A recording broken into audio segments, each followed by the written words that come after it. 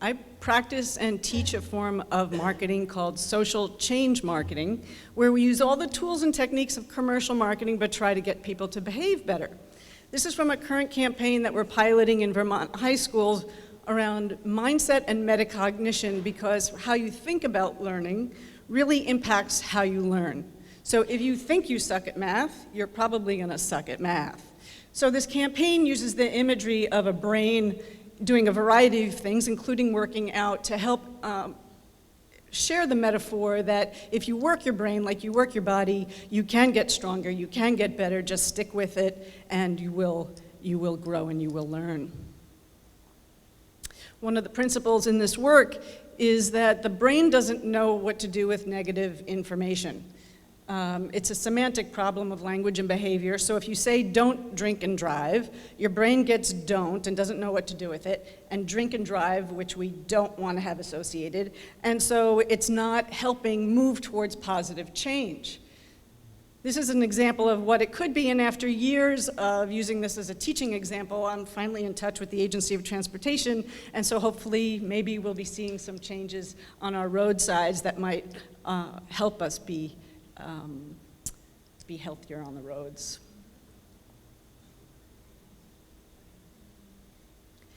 This is an example of a campaign from a couple of years ago.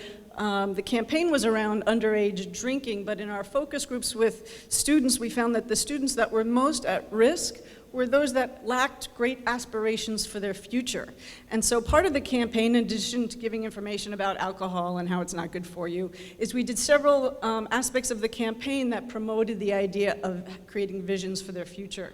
This is a still from a project at UVM. It was a video production for social change class using a methodology called entertainment education, where students wrote and produced video episodes that tried to raise awareness and improve behavior around excessive alcohol consumption and the chief problem that comes from that, which is sexual assault. And it's pretty daunting to realize that a woman's greatest risk of being raped in her whole life is the first 6 weeks of college. And what we're doing about it, there's a lot more awareness about it, which is awesome, but we continue to focus on what we don't want and say don't rape, and that doesn't really help us move where we want to go. So at St. Michael's this semester, I had this whole academic year, we had students working on campaigns to create a culture of sexual consent. Last semester, the overarching theme of the course was consent is sexy. And that was to help overcome the stigma around asking for consent. This semester, students, a group of women's team, one of the women's teams focused on the other half of the perspective of reducing risk, which is improving women's self-advocacy, helping them and encouraging them to say what they want and ask for what they want instead of being coerced. Cinderella Saturday was inspired by the fact that most rapes happen between 12 p.m., between midnight and 2 a.m., because blood alcohol levels continue to rise, so that makes sense. And so women were invited to, just before midnight, leave the party they were at and go to another party, which they did in the gym, which was successful, and we're exploring now whether it could become a national thing. The men's teams, so in some of the male focus groups this semester with freshman men, they found that men understood the definition of consent, but not always how it was applied. So one of the teams of men worked on this aspect, which is that yes can change. Just because you got a consent to kiss someone doesn't mean you can do everything thereafter. Another team of men took that in another direction, making the analogy to checking in, but also it's another application of consent and helped model new ways that men could think about comfortable ways, appropriate ways of having interactions with women.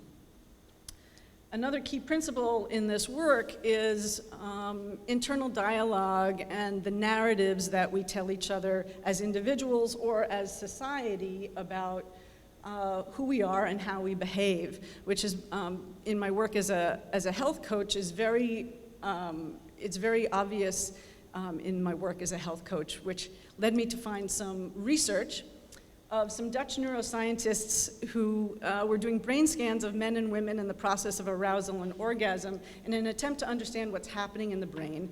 And what they found was that women, the part of the brain that's active is the part of the brain associated with relaxation, and with men, the part of the brain that's active is the part of the brain associated with physical stimulation. But an interesting finding that came out of that work was that women who were wearing socks were 30% more likely to orgasm than women who were not wearing socks, which, given that the lab was cold, it makes perfect sense, quite logical, really, that if you're cold, you're distracted and not relaxing. So I created a sock company called O-Socks, which is a social enterprise with a twofold mission.